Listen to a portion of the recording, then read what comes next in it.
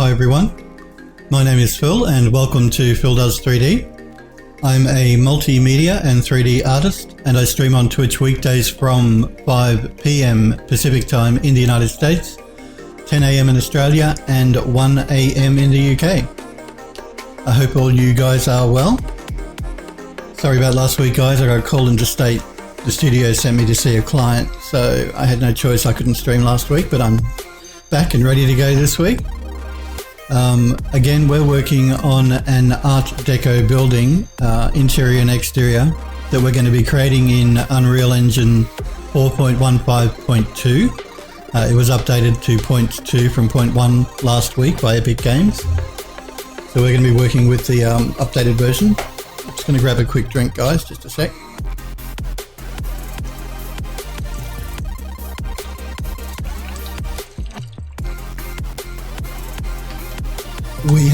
Pardon me. We have been working on the assets in 3D Studio Max.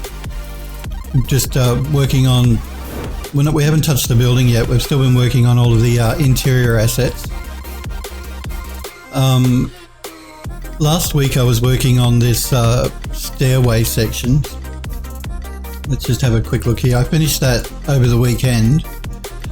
If you recall, last week we were working on these side panels. We started by using these sun images, and then I decided I didn't like the look of them and I wanted to go with something a little bit different. So I just added some decorative wooden, I don't know what you call them, scrolly pieces to the side paneling. Just to give it a bit more interest, because I didn't want just a plain piece of wood like it was in the original UDK version I created. I've added some tiling to the side of the step here, and I also redid the carpeting. I took that into ZBrush just to add a bit more detailing to the carpet section that runs up the stairwell, and I've added these small bronze, what would you call them, carpet ties I guess. They run along the edge of a step and they prevent the carpet from riding up or slipping. So we'll be adding those. I just wanted to add a bit more interest. I also just added a bit of dirt mark to the actual steps themselves, the marble of the step. But I thought you guys might be getting a little bit sick of watching me working on assets, so we may swap it up a bit this week and maybe do some work on the landscape in the Unreal Engine. This is actually a divider I created for the building. It's just one of those foldable screens, I guess you'd call it. And remember how I said we could use that sun image in another part of the building? I'm using it here for the for this screen, just to give it a bit more of a deco look. We'll be taking these into the Unreal Engine shortly, maybe not today, maybe tomorrow. We've got a lot of the things done that we need to do. There's only a few more assets left for the interior of the building, and then we can start working on the main building itself. Again, I just want to change the roof tiling, add a bit more detailing to some of the parts of the building itself before we take it in. We have to take the fences in as well. So we'll be doing that, but I thought what we might start with today is doing some work in Unreal to just to swap things up a little bit. So what I've done is, if I jump into Unreal, I'm just going to keep an eye on OBS because it's been complaining when I've been in Unreal lately. What I've done is I brought some trees in that I created in SpeedTree. These are hero trees. So a hero tree is just a tree that's of high resolution than anything you would put in the background here. I've also brought in a landscape that I placed in the scene. This is going to be our small landscape area that surrounds the house. So again, what I've done is created two hero trees here. And I created those in SpeedTree. Let's just jump into SpeedTree quickly. It's this tree here. I'm going to turn on the wind animation. So I created this tree in SpeedTree. It's a hero tree, so it's a higher resolution tree than you would use in your background. and I've just tweaked the wind properties to make sure that it's behaving correctly in the wind. We don't want it to look like a gale.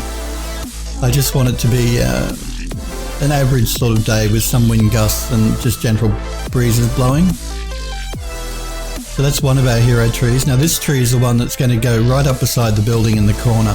In the original UDK version, I don't know if you guys remember, but there's a tree in the corner on the left-hand side at the front. I've made this tree a different tree, but I want to place this probably in the same spot. And because it's going to go right up against the side of the house, what I've done is I've removed any branches from the back of the tree. That'll just allow me to place it right up next to the house itself, without it actually going through the mesh. If we had branches like this on this side and we wanted to place it right up against the wall of the building, you're going to have branches going inside the building when we enter the building. So I've fixed that by removing any branches on the back side here. And again, that's because it's going to go up against the building. So that'll be the tree that goes in the corner of our building. Well, right up against the building. I also created another tree in the same type of tree, but one that's going to go in the yard. And that's this one here. And again, this one is this one has collision placed on it, and the collision is just in case I'm actually going to create a cinematic. It's not a game, but just in case we do want to run through it, we don't want to be able to run through the trunk of the tree. So I've just created some collision capsules around the branches at the base, where the player may actually run up to the tree. Not at the top, because the player will never get up there. Let's just turn the wind on for this one. And this tree is another hero tree that's going to go in the yard, in the front yard, away from the building. So we didn't have to worry about removing branches from the back.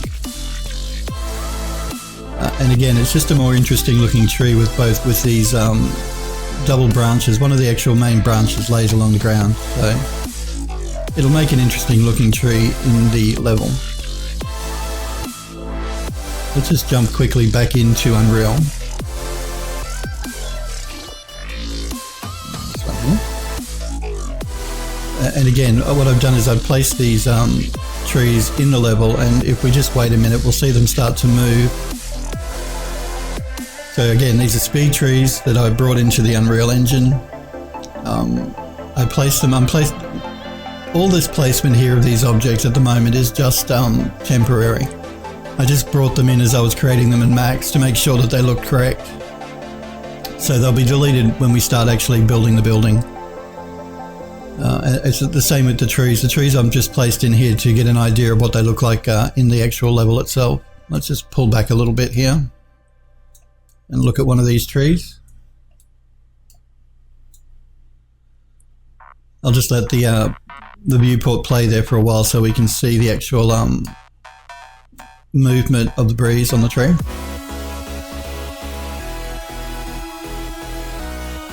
So again, these are speed tree trees, that one there, and this one over here as well. Now, Unreal has like dynamic lighting, so even though the tree from back here looks quite dark in the center, I just want to let it play its animation. I want to see the wind animating it.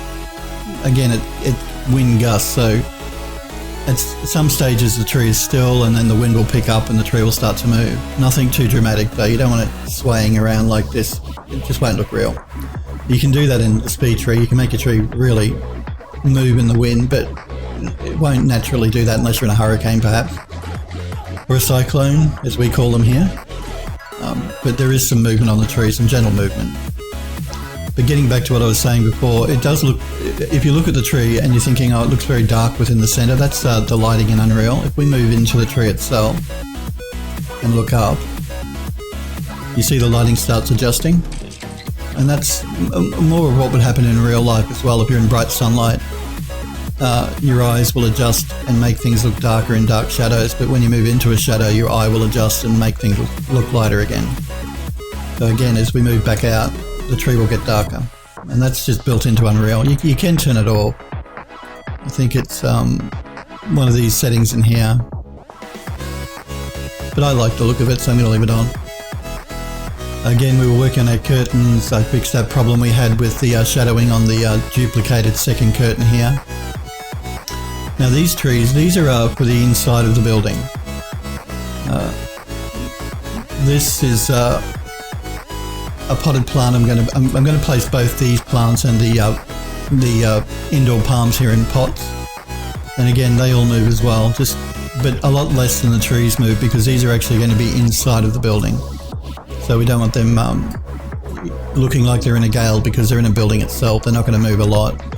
There will be some movement of breeze through the building, and we are going to have flags as well that hang on the wall that will be moving. So we did want some movement on our trees here in Unreal. And again, this is the fern that's moving in the corner. So a little bit of movement on the fern, a little bit of movement on, I think these are called a Chanel in the United States. We call them a Monstera here in Australia, I think. But yeah, a Chanel, if you're a US person, and some indoor palm trees. Just, again, two versions of the indoor palm that are a little different from each other. Just to make them look a bit more interesting. So one that's a bit thicker, one that's not quite so thick.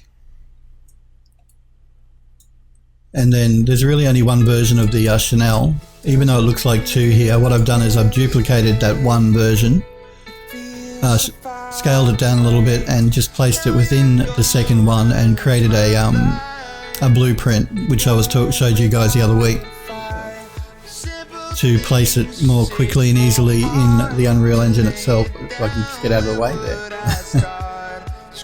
So that's what that is. That's still only one tree, just been duplicated. The advantage of duplicating means that we can save on memory, because the engine only reads the one plant and then it just references it for the second piece of it. So again, these are our hero trees.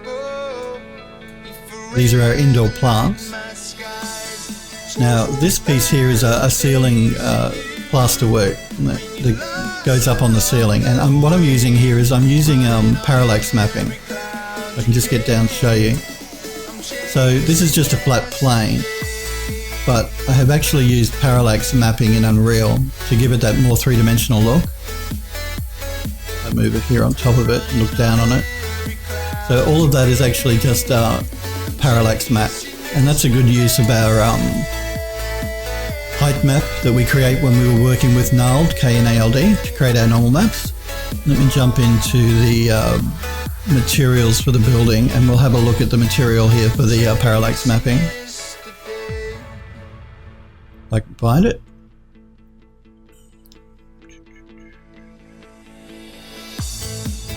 It's called a parallax map. I've got to change it to a ceiling. And so this is the shader for parallax mapping. Most of the work is actually being done by this parallax occlusion mapping node that you use in Unreal. And that's our height map texture that we exported from Nald. And that's the thing that actually does most of the work, that creates the parallax map in combination with this node here. I just have set up a few parameters here so I can control the max and minimum steps outside of this shader. So I can adjust how high or how low I want the parallax map to look. And just a couple of some MIP mapping done on parts of the normal map to get rid of any small pixelated look that you may get with the normal map. So that is the shader for the parallax map for the roof plastering here.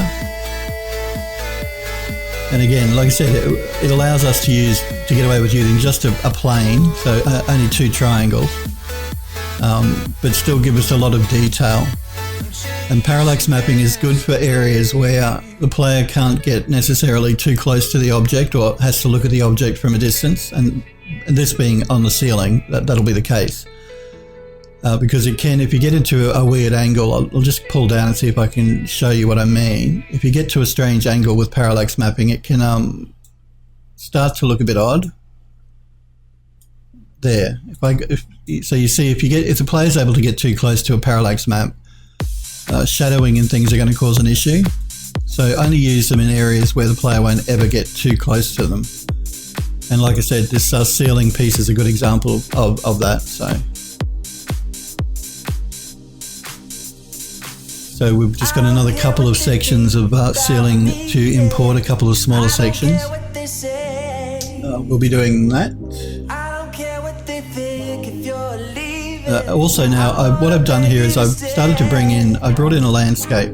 Now this landscape was created in Unreal, in Eon View rather, and exported out as a height map.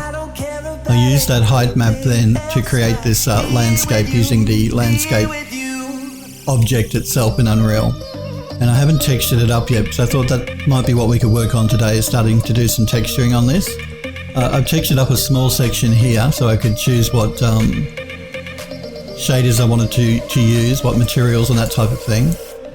And we have some areas in pardon me, some areas in here that are using water on the ground. So if I can just get into a spot here here we go, to show you.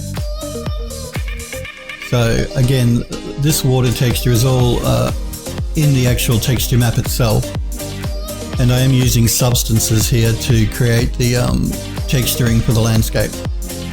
So we have our water here that's laying across different parts of the ground, some stones, some mud, some dirt. Most of this is going to be covered up using grass, because we're going to be covering all of these hills here with trees and rocks and that type of thing. So I did just want some interest, because the water can make a really nice visual look to a ground surface. As you can see, we're seeing reflection happening here. And the same with some rocks. I've created some rocks. I've actually want to create a couple more different versions that we can start moving around our landscape, placing in different spots before we start populating with trees. And the rocks actually have a moss texture growing on them. Now this moss texture is actually all controllable using a shader. So again, if I jump into my materials, is it in my terrain? Yeah, I think it is. I think it's the instance version. Yeah, it's this one. So before I show you an example, actually let's look at this.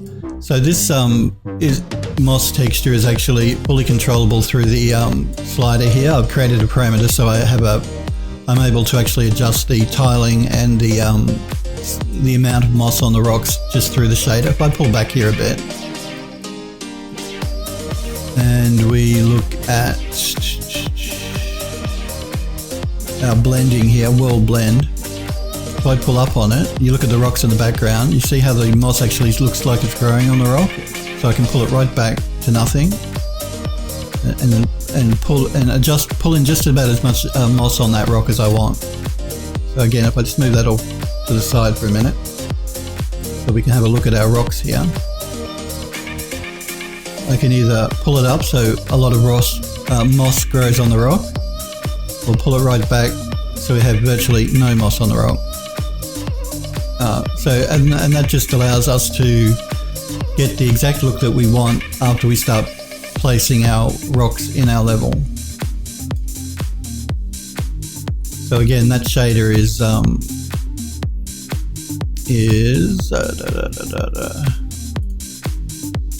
this one here.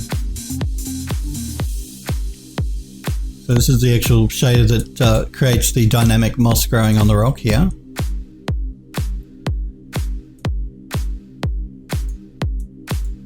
It's based on vertex color and world position to actually determine how much moss is growing on the rock. So it'll work individually and differently for each static object each rock we bring into the level. Just using a standard texture for moss, and this is the one that actually creates and controls how much grows on the rock itself. I just clamp some values to make sure it doesn't go out of range. And And we also blend the normal map for the rock with the rock texture at normal map as well.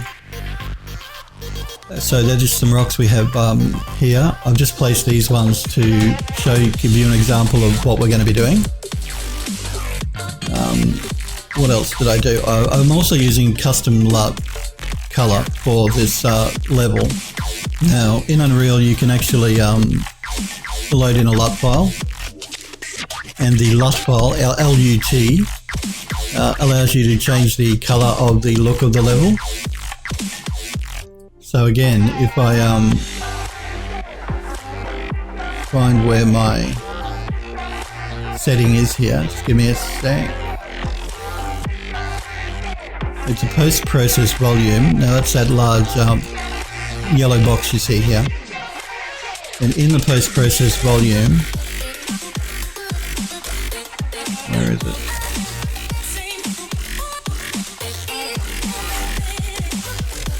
It actually uses a LUT, and the LUT is, if I just jump down into my textures, I think it may be under effects, is this texture here. So that's what a LUT looks like. It's just a series of squares that have a color value mapped to them. And that allows you to alter the, as a post-process in Unreal, alter the look of the lighting in the level. I'm just looking for where it actually is here.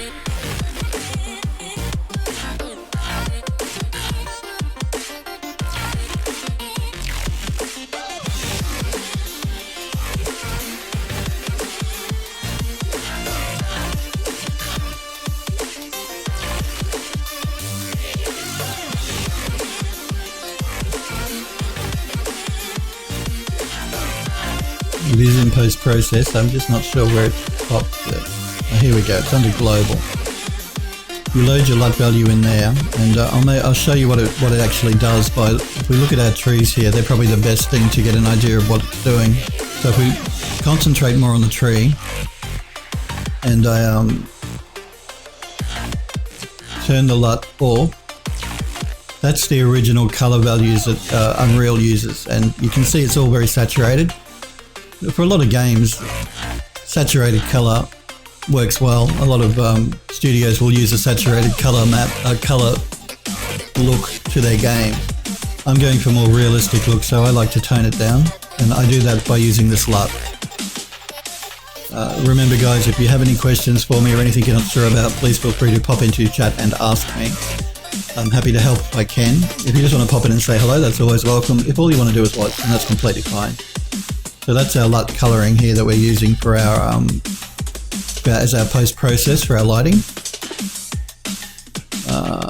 Okay, so I think what we might start doing now is texturing this landscape up, because you can see at the moment it's not properly textured. So this section through here is, but not much of it. So let's start doing that, I think. And like I said, if while I'm working you have any questions or anything you're not sure about, please feel free to ask me. Again, we can see our water here laying on the floor, on the ground. And the ground actually is using a tessellation value, but the tessellation is constrained to an area around the camera. Again, if I jump into wireframe here, you can see that better. If I move around, you see the tessellation working here on the ground, but it's only working in an area around the actual camera or player. Hey Montressier, good to see you. I hope you're well. Yeah, so we're using tessellation just on an area around the player to give us a bit more detail on the ground. Here. And again, that's for performance. You wouldn't want to tessellate a landscape piece this large in Unreal. What you been up to, Montressier? I haven't seen you for a while. I noticed you were streaming the other day though, which was good to see. I haven't been streaming for the past week. The studio sent me into state, so I couldn't stream. And we're just working on our ground here, so yeah, again, like I said, the tessellation, you wouldn't want to apply it to the entire landscape because it would be way too much. Just working a lot, yeah, I know what that's like. Oh, you're out of the country for a while. Cool. Always good to get out of the country. You're in Canada though, I think, aren't you? And Canada's a lovely place, actually. Why would you want to leave? But again, yeah, like I said, guys, don't tessellate the entire landscape. If you do want to use tessellation, and tessellation is really only, oh, you went to the USA, oh, Florida, okay.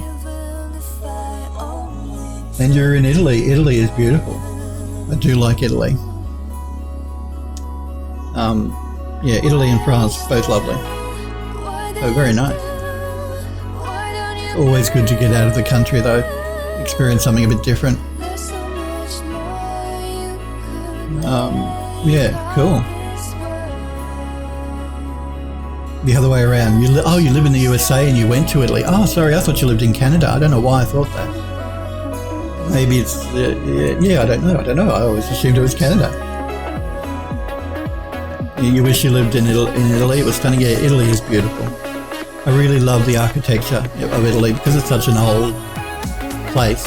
Like, you know, Europe's been around for quite a while. Some of the architecture there is beautiful, really beautiful. And that's why I like France as well, because some of the architecture there is really beautiful. It just comes from, you know, working in ArchViz, you can appreciate a really lovely building. And I work in heritage a lot in ArchViz, so I really like those old heritage. Anything heritage I really love. Yeah, no it is, it's beautiful, absolutely beautiful. Because I come from an environment artist background as well when I work in games, I really like the gardens in Italy. They have really beautiful old gardens. And yeah, so they're really lovely to go and look at as well. If anyone is planning a trip to Italy, I advise you go and look at some of the lovely old gardens they have. They're absolutely stunning, really beautiful. And again, the architecture, just beautiful. Really beautiful. Australia is too new. It's only like, you know, a couple of 100 years old as far as being settled. So we really don't have any of that beautiful old architecture, which is a real shame because it's something I really, really love. So you're back in the grind like I am, hey Montrecher, back into overloaded with work. I know what that's like though. Like I said, I had to take a trip into the mountains with no technology around me for a week, about a month ago, because I was starting to feel a bit burned out. As you know, as a designer or an artist, if you're overloaded, you can get burnt out. Yep. You have to take a break from it all. Otherwise, yeah, it's not good for your work and it's not good for you. So, yeah, I did that. No technology for a week and it was great. Up in the mountains. In a cabin. You know, a lovely cabin, but...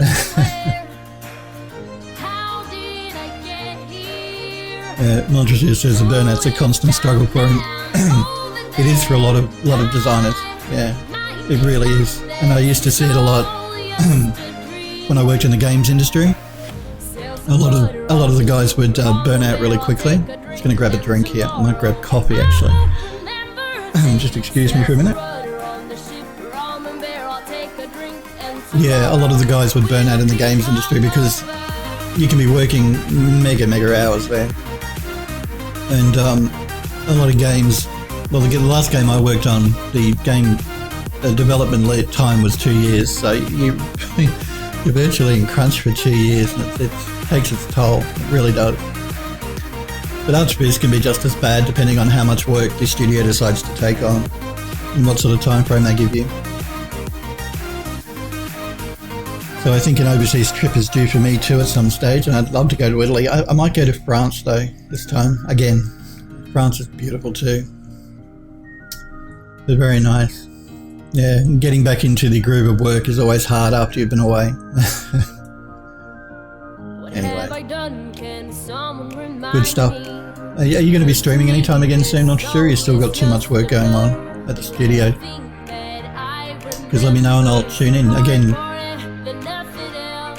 Montrecher says that's his problem. You do ArchViz during the day, then you come home and work on a game contract. Yeah, well, I know what you mean. You'd love to do some streaming soon? Yeah, cool. You want to stream some cool stuff? Cool. Oh, it's always good to stream cool stuff. I know what you mean though by working all day at the studio, coming home and then working on stuff for games. Because I still do contract work for a game studio as well.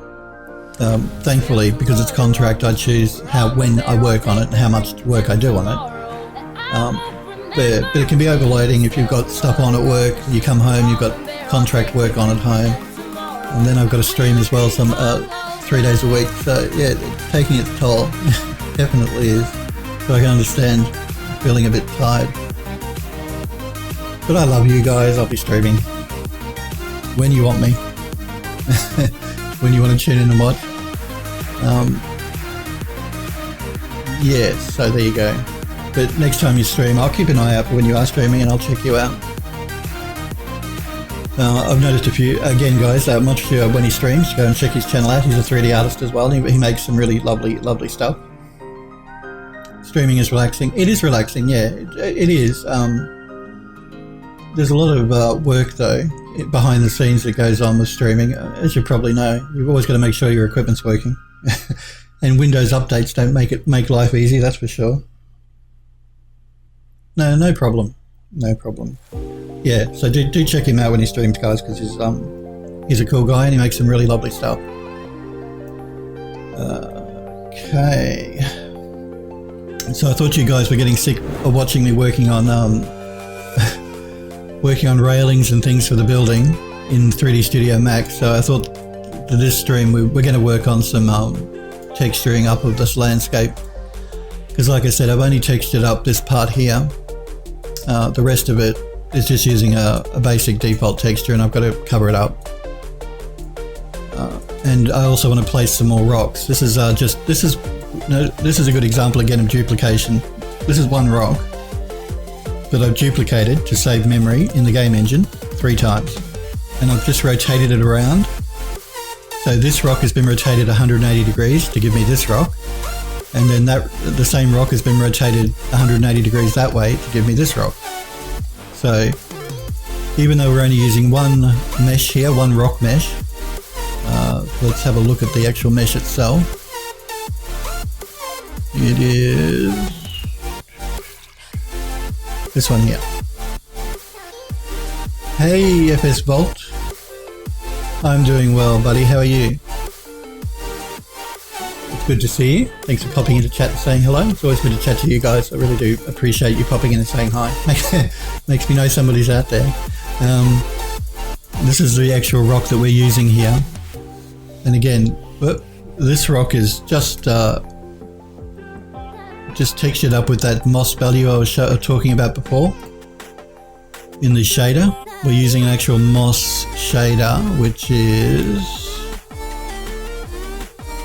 this one here. It's an instance shader, and again that allows me to on the fly control how much moss we want on our rocks, so we can dial it up so we have more moss, or dial it down so we have no moss. And it just gives you more creative freedom as a designer once you start placing your rocks as to how much moss you actually want to have growing on them. So I'll just pull in a bit more. We can see our moss starting to grow back on the rock. Cool, FS Vault.